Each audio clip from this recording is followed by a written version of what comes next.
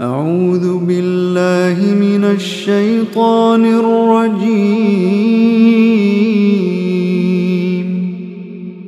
بسم الله الرحمن الرحيم. ألف لام ميم را. تلك آيات الكتاب والذي أنزل إليك من ربك الحق ولكن أكثر الناس لا يؤمنون. الله الذي رفع السماوات بغير عمد ترونها ثم استوى على العرش وسخر الشمس والقمر كل يجري لأجل مسمى يدبر الأمر يفصل الآيات لعلكم بلقاء ربكم توقنون. وهو الذي مد الأرض وجعل فيها رواسي وأنهارا ومن كل الثمرات جعل فيها زوجين اثنين يغشي الليل النهار إن في ذلك لآيات لقوم يتفكرون. وفي الأرض قطع متجاورات وجنات من أعناب وزرع ونخيل صنوان وغير صنوان يسقى بماء واحد ونفضل بعضها على بعض في الأكل إن في ذلك لآيات لقوم يعقلون. وإن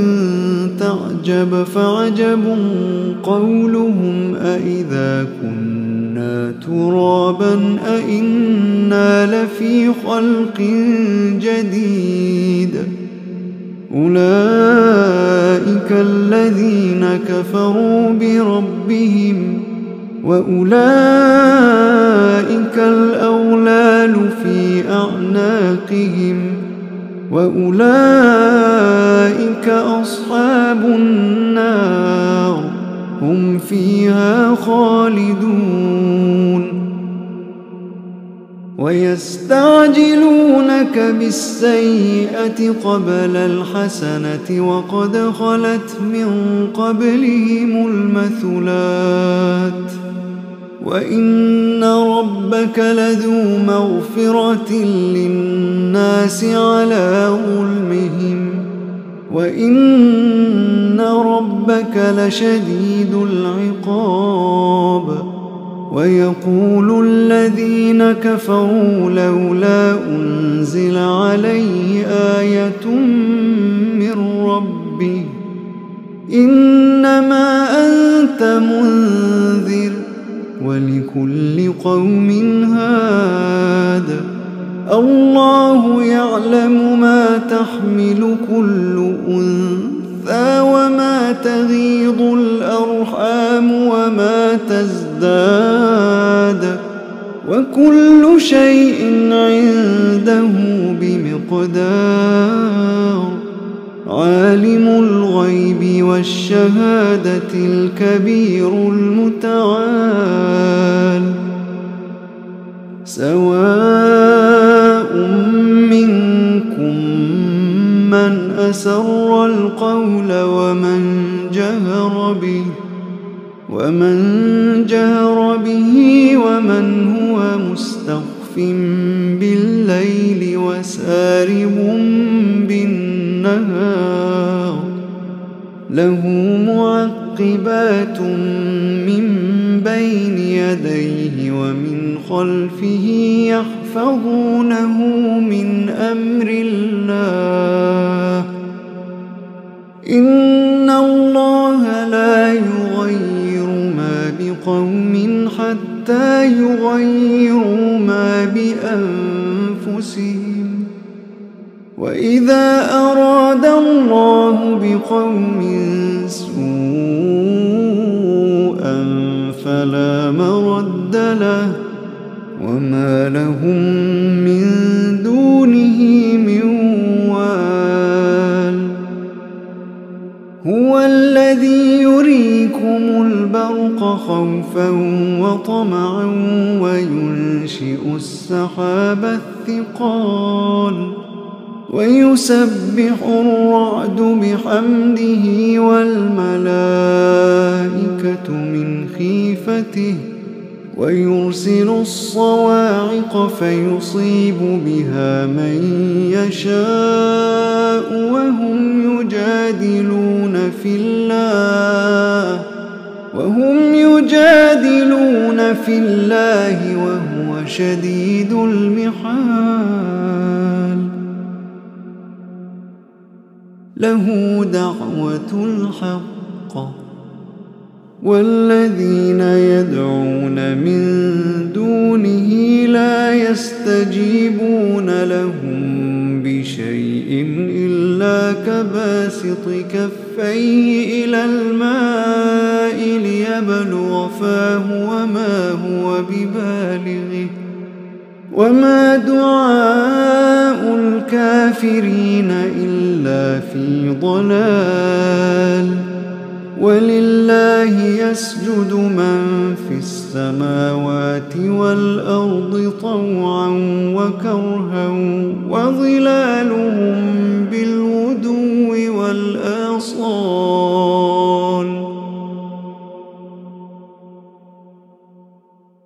قل من رب السماوات والأرض قل الله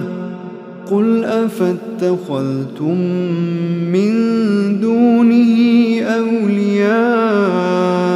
لا يملكون لأنفسهم نفعا ولا ضرا قل هل يستوي الأعمى والبصير أم هل تستوي الظلمات والنور أم جعلوا لله شركاء خلقوا كخلقه فتشابه الخلق عليهم قل الله خالق كل شيء وهو الواحد القهار أنزل من السماء ماء فسالت أودية بقدرها فاحتمل السيل زبدا رابيا ومما يوقدون عليه في النار ابتغاء حلية أو متاع زبد مثله كذلك يضرب الله الحق والباطل فأما الزبد فيذهب جفاء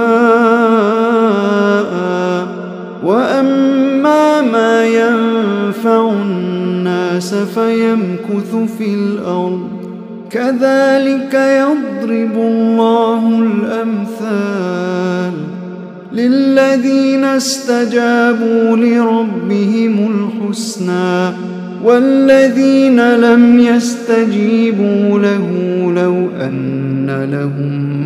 ما في الأرض جميعا ومثله معه لافتدوا به أولئك لهم سوء الحساب ومأواهم جهنم وبئس المهاد أفمن يعلم أنما أنزل إليك من ربك الحق كمن هو أعمى إنما يتذكر أولو الألباب الذين يوفون بعهد الله ولا ينقضون الميثاق والذين يصلون ما أمر الله به أن يوصل ويخشون ربهم ويخافون سوء الحساب والذين صبروا ابتغاء وجه ربهم وأقاموا الصلاة وأنفقوا مما رزقناهم سرا وعلانية ويدرؤون بالحسنة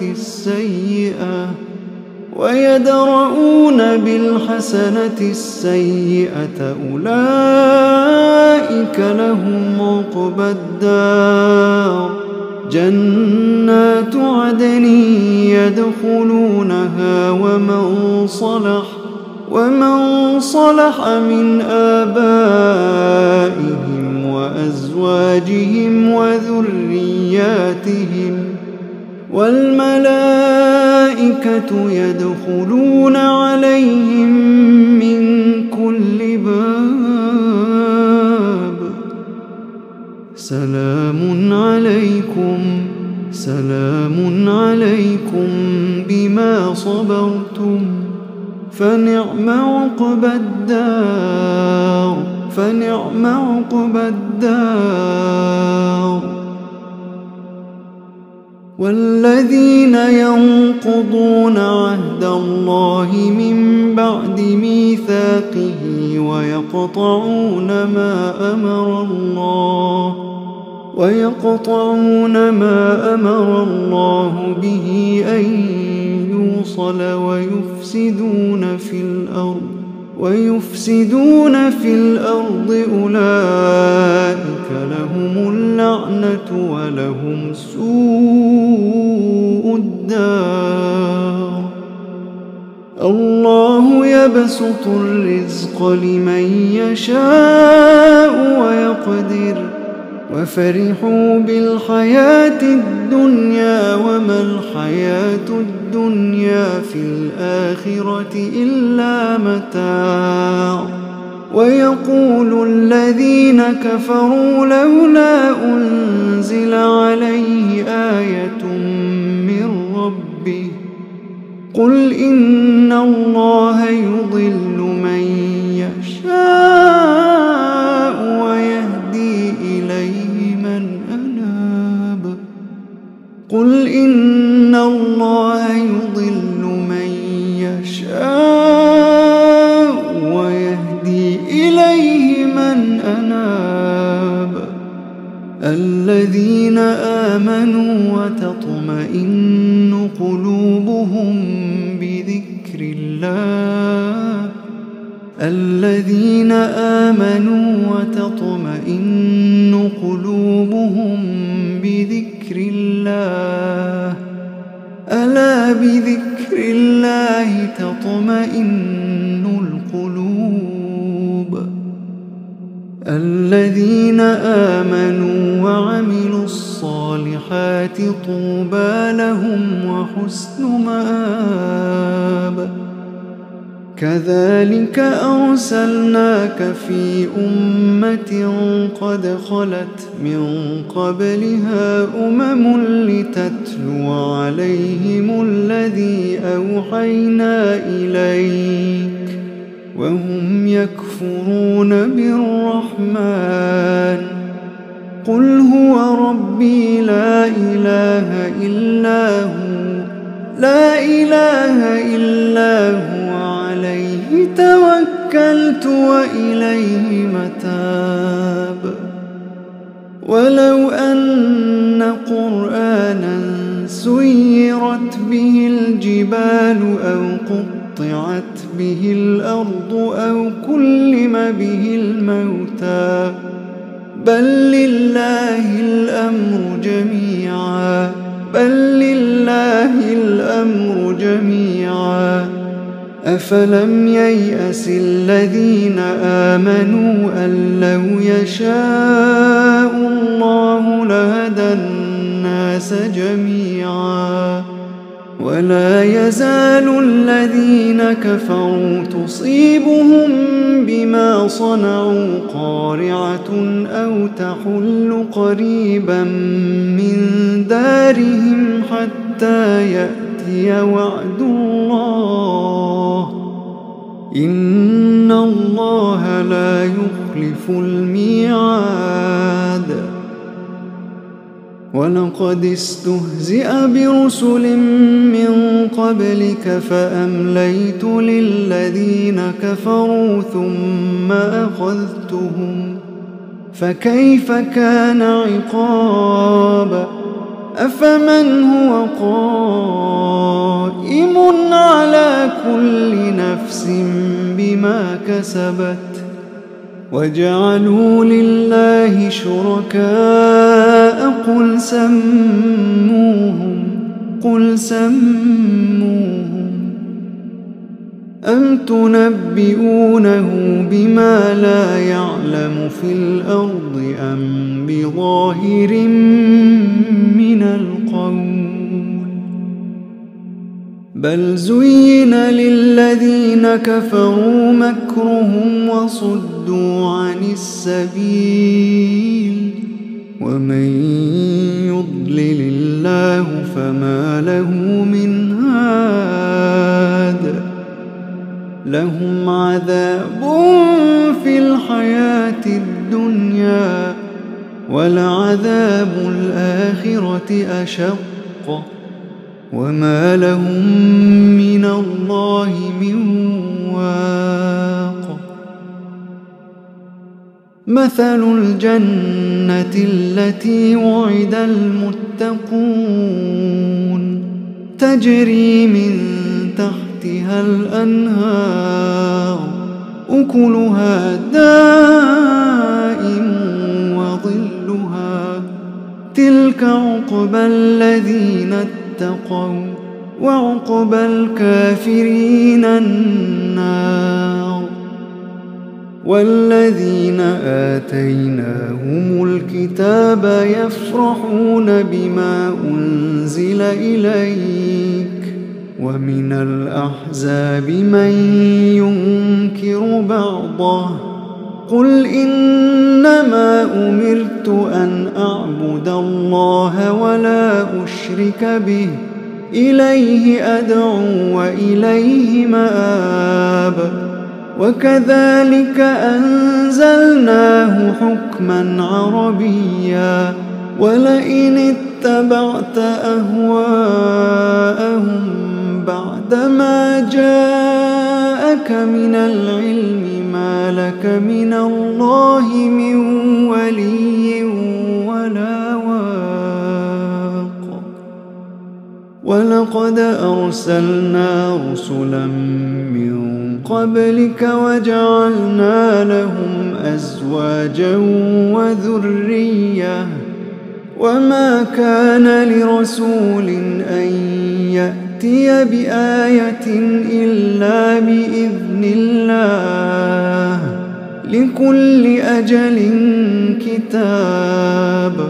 يمحو الله ما يشاء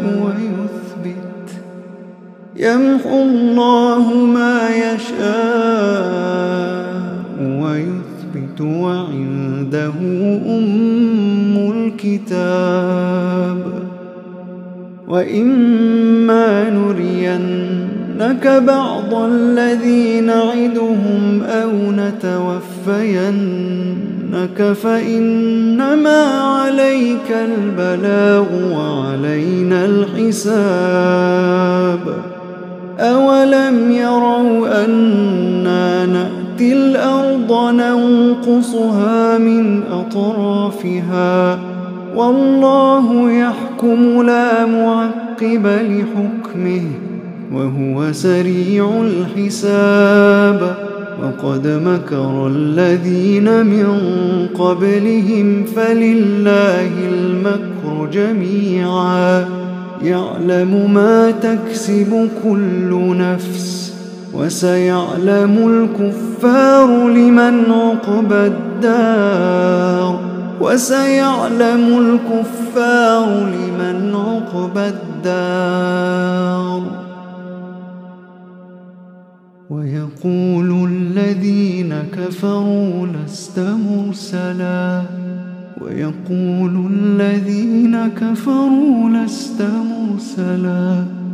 ويقول الذين كفروا لست مرسلا قل كفى بالله شهيدا بيني وبينكم ومن عنده علم